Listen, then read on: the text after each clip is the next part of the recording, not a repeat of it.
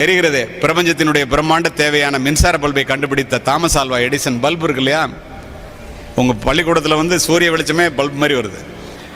அதை கண்டுபிடித்த Thomas Alva Edison 4ஆம் வகுப்பு படிக்கும்போது ஒரு கடிதத்தை அவங்க டீச்சர் கொடுத்து கொண்டு போய் அப்பாட்ட கூட அம்மாட்ட கூடன்னு கொடுக்குறாங்க. நான்சின்னு பேர், அவங்க அம்மா பேர், கொண்டு போய் கொடுக்குறாரு. அதை படிச்சுட்டு அந்த அம்மா அழுவுது.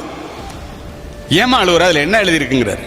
உன்னை போல புத்திசாலி உலகத்திலே இல்லை, இந்த ஸ்கூலில் உனக்கு சொல்லிக் கொடுக்கறதுக்கு வாத்தியாருங்களே இல்லை, நீ இன்றையிலேருந்து நூலகத்தில் போய் படிக்க சொல்லி எழுதியிருக்காங்க, உன் புத்திசாலித்தனம் இவ்வளவு இருக்குன்னு சொன்னதுனால நான் ஆனந்தத்தில் அழுக வருதுப்பா, வேற ஒன்றும் இல்லைன்னு அந்த அம்மா தட்டி கொடுக்குறாங்க.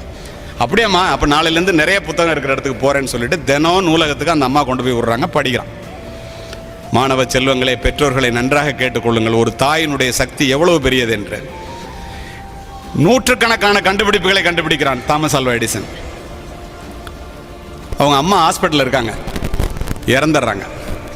இறந்தோன்னா அந்த வீட்டில் இருந்தால் அம்மா ஞாபகமாகவே இருக்குன்னு வேற வீட்டுக்கு போகலான்ட்டு வீட்டை காலி பண்ணுறாங்க. கதையல்ல, நிஜம்.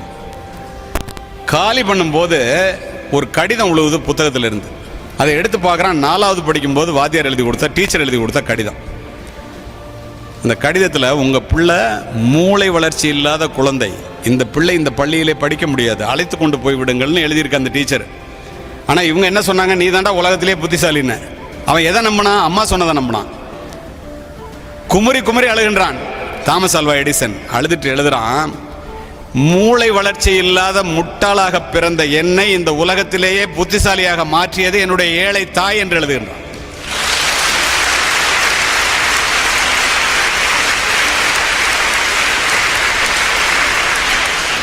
நிறைய கெட்ட பழக்கங்களோட நிறைய பேர் பிள்ளைங்களை வளர்த்துறீங்க. எல்லா அம்மா அப்பாவும் பிள்ளைங்களை நல்லா வளர்க்கணும்னு தான் நினைக்கிறீங்க. பிள்ளைகள் புத்திசாலியாக இருக்காங்கன்னு மற்றவர்கள் சொல்லும்போது அம்மா அப்பாவை போல சந்தோஷப்படுறவங்க யாரும் கிடையாது.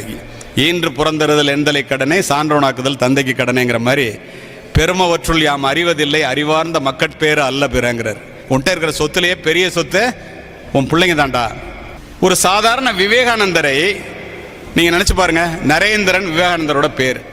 ஒரு நரேந்திரனை விவேகானந்தராக மாற்றியது என்னுடைய தாயின்னு அவர் எழுதுறார். ஒரு சாதாரண மோகன்தாஸை மகாத்மாவாக மாற்றியது என்னுடைய தாயின்னு சத்திய சோதனை புத்தகத்தில் மகாத்மா எழுதுறார். ஒரு சாதாரண சிவாஜியை வீர சிவாஜியாக மாற்றியது என்னுடைய தாயின்னு சொல்றார்.